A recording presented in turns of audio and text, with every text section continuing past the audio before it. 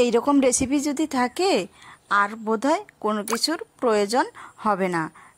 পুরো ভিডিও দেখার জন্য অনুরোধ রইল। কি রেসিপি তৈরি করলাম চলুন তাহলে দেখা যাক। বাটা মাছ দিয়ে মিষ্টি কুমড়ো পাতার পাতুরি, দেখতে থাকবেন পুরো ভিডিওটা। চলুন তাহলে দেখা যাক। নমস্কার বন্ধুরা, উর্মিলার রান্নাঘরে অনেক অনেক স্বাগত জানাই আর অনেক অনেক ভালোবাসা নিয়ে আজকে আমার রান্নাঘরে দেখাবো বাটা মাছ দিয়ে মিষ্টি কুমড়ো পাতার পাতুরি। দেখতে থাকবেন পুরো ভিডিওটা। তো বাটা মাছটা কেটে ধুয়ে পরিষ্কার করে আপনাদের সামনে নিয়ে চলে এসেছি। আর এইখানে দেখো মিষ্টি কুমড়ো নিয়েছি, আর এই মাঝের যে একটা শীষ থাকে ওইটা কিন্তু আমি ফেলে দেব, অংশটা আছে ওই অংশগুলো ফেলে দিয়ে সুন্দর করে আমি বেছে নিলাম। এই বাটা মাছ দিয়েই কিন্তু করব, আপনারা আপনাদের পছন্দ মতো মাছ দিয়েও কিন্তু করতে পারেন। এই যে পাতাটা বেছে আমি সুন্দর করে ধুয়ে নিয়েছি।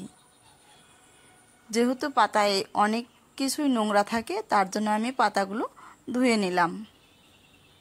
সব থেকে যে পাতাটা বড় কয়েকটা সেই পাতাগুলো আমি নিয়ে নিচ্ছি।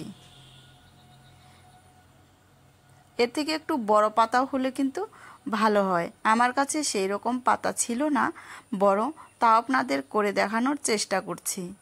একটা একটা করে পাতা কিন্তু সাজিয়ে নিতে হবে।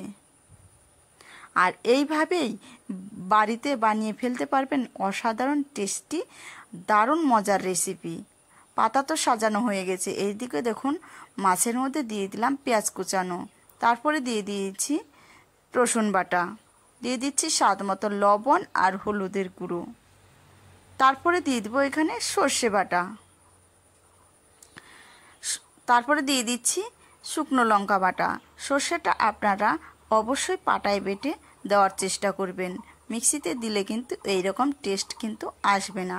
পাটায় বাটার টেস্ট কিন্তু আলাদাই। তারপরে দেখো আমি সর্ষের তেল দিয়ে দিচ্ছি, দিয়ে দিলাম কয়েকটা গোটা রসুন। রসুনের কোয়াগুলো দিয়ে এখন হাতে মেখে নেব আমি। অবশ্যই হাতে মেখে নেবেন আর পাটায় বাটার মশলা দেওয়ার চেষ্টা করবেন, তাহলে কি এই রেসিপিগুলো ভাপা টাইপের রেসিপিগুলো খেতে কিন্তু পাতুরিগুলো খেতে কিন্তু অসাধারণ লাগে।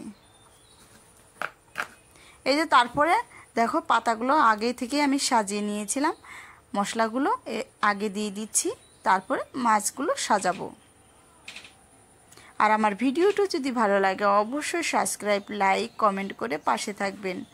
পাশে থাকা বেল বাটনটি প্রেস করে দিবেন, যখনই আমি ভিডিও পোস্ট করব সর্বপ্রথম আপনার কাছে পৌঁছে যাবে। এই যে দেখো মশলা দেওয়ার পর আমি এখন মাছগুলো সাজিয়ে নিচ্ছি। আপনারা যে কোনো মাছ দিয়েও কিন্তু করতে পারেন এই রকম পাতুরি।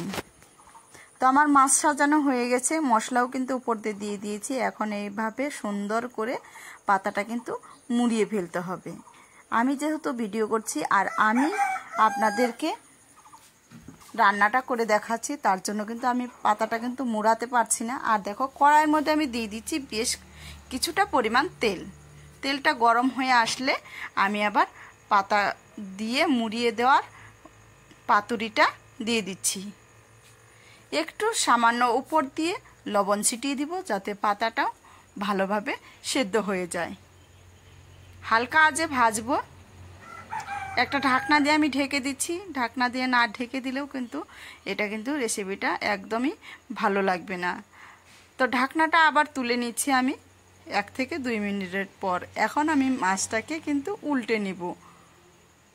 এটা প্রায় আমি হালকা আঁচে 4 থেকে 5 মিনিটের মতো আমি এক পিষ্ট করে নিলাম, তারপরে আমি উল্টে দিয়েছি। উল্টানোটা দেখালাম না, যেহেতু আমি ক্যামেরাটা করছি তো তার জন্য আপনাদের কাছে দেখাতে পারলাম না উল্টানোটা। এইভাবে করে আপনারা জানেনই কিভাবে উল্টাতে হয়। তো তারপরে দেখো পিষ্ট উল্টিয়ে 2-3 বার আমি পিষ্ট পিষ্ট করে ভেজে কিন্তু এটাকে নামিয়ে নিচ্ছি। আপনারাও এরকম কম আঁচে আর অসাধারণ রেসিপি তৈরি করতেও কিন্তু একদমই কিন্তু ভুলবেন না। অসাধারণ কিন্তু একটা সেন্ট বেরিয়েছে, দেখে কিন্তু এখনই আমার খাওয়ার ইচ্ছা করছে। এখন আমি একটা থালার মধ্যে নামিয়ে নিচ্ছি। আর সম্পূর্ণ ভিডিওটা দেখার জন্য অসংখ্য অসংখ্য ধন্যবাদ। আমি কালকে অন্য ভিডিও নিয়ে আসবো আপনাদের কাছে, আপনারা দেখতে থাকবেন পুরো ভিডিও। আর ভিডিওটি ভালো লাগলে অবশ্যই সাবস্ক্রাইব করে পাশে থাকবেন, তাহলে নতুন নতুন ভিডিও দেখতে পারবেন, সহজ সহজ রেসিপি দেখতে পারবেন। একটা আপনাদেরকে উঠিয়ে দেখাচ্ছি, এই যে কত সুন্দর একটা সেন্ট বেরিয়েছে, আর খেতেও কিন্তু অসাধারণ লাগবে।